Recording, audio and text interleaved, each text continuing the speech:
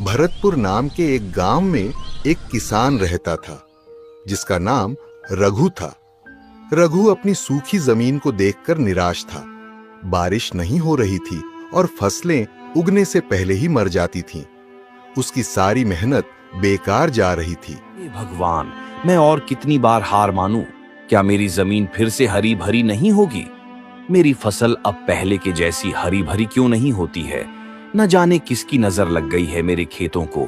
नजर तो मेरी किस्मत को लग गई है जो शादी करके तुम्हारे घर आई हूँ। सोचा था अच्छी फसल होगी तो नई साड़ी खरीदूंगी और चांदी की पायल भी खरीदूंगी, लेकिन तुम्हारे खेत को देखकर तो ऐसा लगता है कि दिन के 2 बार का खाना मिल जाए वह भी काफी है। अरे भाग्यवान, क्यों जी छोटा कर रही हो? भगवान ने हमें 2 हाथ क्यों दिए हैं? मेहनत करने के लिए ना। देखना, एक ना एक दिन मेरी मेहनत जरूर रंग लाएगी और हमारे खेत भी फिर से हरे भरे हो जाएंगे और फसल के ढेर लग जाएंगे। देखते रहो ऐसे सपने, हकीकत में तो अनाज के ढेर नहीं लगेंगे। शायद सपनों में ही राजा बन जाओ। हाय रे फूटी किस्मत। रात का समय हो गया था और रघु खेत में उदास होकर बैठा था।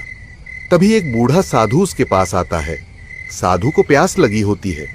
वह रघु के पास आता है और पीने के लिए पानी मांगता है। बेटे, क्या पीने के लिए थोड़ा पानी मिल सकता है? बड़ी प्यास लगी है। आइए महाराज, कुएं में पानी तो बहुत है, लेकिन शायद अनाज मिल भी पाएगा या नहीं। लीजिए, पानी पीजिए। बहुत ज्यादा प्यास लगने की वजह से साधु पानी पी लेते हैं। थोड़ी देर बाद साधु रघु से पूछते हैं, बेटा, क्यों इतनी उदासी? क्या तुम अपनी जमीन को सोने जैसा फलता फूलता देखना चाहते हो? तो लो ये नक्शा। रघु के मन में डर और उत्सुकता का मिश्रण था, लेकिन उसने फैसला किया कि वह इस चुनौती को स्वीकार करेगा। रघु ने अपनी यात्रा शुरू की। जंगल में खतरों का सामना करते हुए उसकी हिम्मत बार बार टूटने को हुई, लेकिन वह हर मुश्किल से लड़ा। रघु एक नदी पार करने की कोशिश करता है। तभी एक भालू उसके सामने आ जाता है। तुम कौन हो और यहाँ क्यों आए हो? मैं अपनी जमीन को बचाने के लिए स्वर्ण बीज की खोज में हूँ। मुझे रोकना मत। रघु का साहस देखकर भालू ने उसे जाने दिया। यह उसका पहला इम्तिहान था। रघु एक चमकती हुई गुफा में प्रवेश करता है।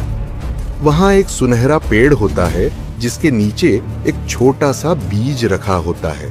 कई दिनों की कठिनाई के बाद रघु ने स्वर्ण बीज पा लिया, लेकिन तभी गुफा के अंदर एक गहरी आवाज गूंजती है। अगर यह बीज चाहिए तो वादा करो कि इसे केवल अपनी मेहनत और दूसरों की भलाई के लिए इस्तेमाल करोगे।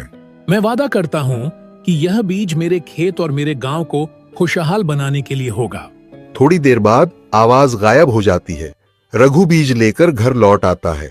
रघु अपने खेत में बीज लगाता है और उसकी देखभाल करता है। बारिश होती है और खेत फिर से हरे भरे हो जाते हैं।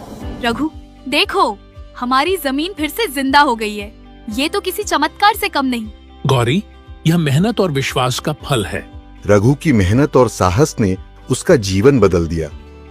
उसने न केवल अपने खेत को हरा भरा किया, बल्कि पूरे गांव को बीज देकर सभी को खुशहाल बनाया। रघु की यह कहानी बताती है कि सच्चा चमत्कार हमारी मेहनत और विश्वास में छुपा होता है।